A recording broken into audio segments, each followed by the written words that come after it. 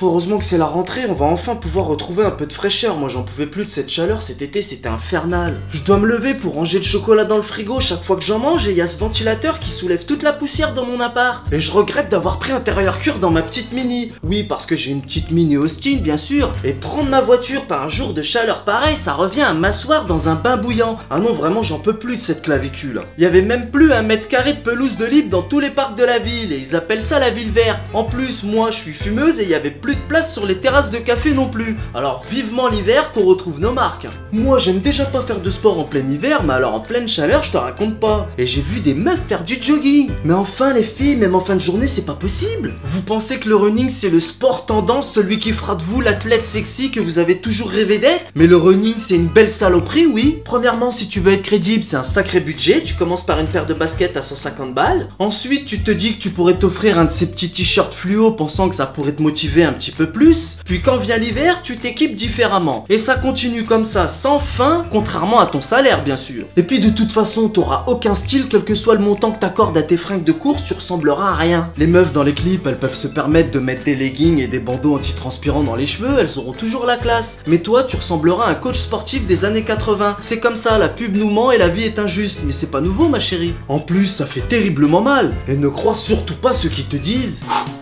Ah non mais faut pas t'en faire, les premiers cours c'est toujours un peu douloureux mais ensuite ça ira mieux.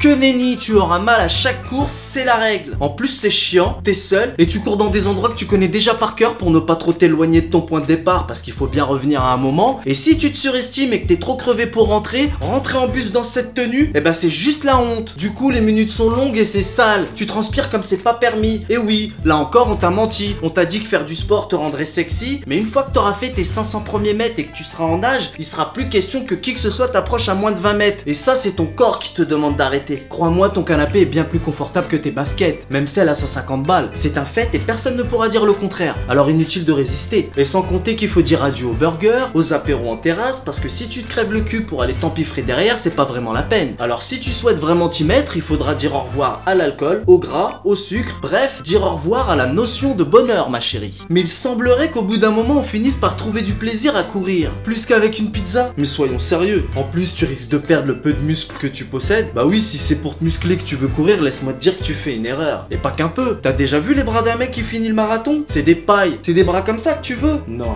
Puis en plus, que tu sois sexy ou pas, tu sais déjà que tu te fais plus draguer, mais tu te fais harceler dans les rues quand t'es une femme aujourd'hui. Alors le moins méchant mais inquiétant quand même, c'est celui qui te dit en insistant bonjour, suivi de... Ah, vas-y, tu peux répondre quand même, wesh. Alors oui, on peut parfaitement être poli et avenant dans la rue, mais tenter de parler à une personne qui en a visiblement rien à foutre, c'est inquiétant quand même. Après, t'as le combo de compliments. Ah, t'es trop jolie. Et en fait, t'es charmante en fait. Et pouf, d'un coup viennent les insultes. Et wesh, tu dis même pas merci, salope. Alors ce mec-là, soit il est bipolaire, soit il tente une nouvelle technique de drague basée sur une sorte d'ascenseur émotionnel étrange. Mais quoi qu'il en soit, c'est du harcèlement, ok? Ensuite, il y a le chelou qui passe à côté de toi en voiture pendant que tu marches et qui klaxonne en continuant sa route. Et franchement, j'ai pas encore compris l'intérêt, hein. Ensuite, il y a le mec qui s'assoit à côté de toi dans le métro ou dans le bus et qui te tape la discute tranquillement. Et malgré l'absence totale de réponse et tes écouteurs vissés dans tes oreilles, il comprend pas que non, tu ne veux pas lui parler. Le mec s'installe à côté de toi alors qu'il y a de la place partout et il colle sa jambe à la tienne. Alors certes, je suis une personne sociable qui aime le contact humain, mais pourrais-tu choisir un des 35 autres sièges qui s'offrent à toi? Je t'en serais éternellement reconnaissante. Merci.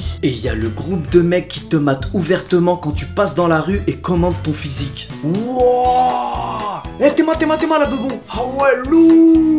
Wouah, mais c'est un paquet de fous ça! Hein? Où ça? Fais voirer! Wouah, celle-là, je la zigouille au calme, moi, chez moi. Et quand t'arrives à leur niveau, ils se retournent tous en même temps pour mater ton cul. Bravo la discrétion, c'est classe les mecs. Et il y a l'injonction à sourire. Alors déjà, je souris si je veux. Bah oui, peut-être que j'ai passé une journée de merde. Peut-être que je suis en train d'écouter une chanson de Vita. Et peut-être même que je suis en train de faire une micro AVC. Tu sais pas? Alors moi, je souris pas sur commande, ok? Et il y a ce type qui te drague à 4h du mat quand tu rentres de soirée et qui veut absolument te raccompagner. Alors les rues sont vides, il fait nuit noire, je suinte la vodka et mon unique objectif à l'heure qu'il est de rejoindre mon lit. À quel moment tu t'es dit que c'était le cadre idéal pour faire une rencontre? Et ensuite, il y a le pire du pire, le clou du pestacle. C'est le mec qui fait un bruit de bouche pour attirer ton attention. Ça me donne légèrement l'impression d'être un labrador qu'on peut siffler à loisir. Et c'est détestable, ok? Bon, je vous laisse parce que je commence à m'énerver.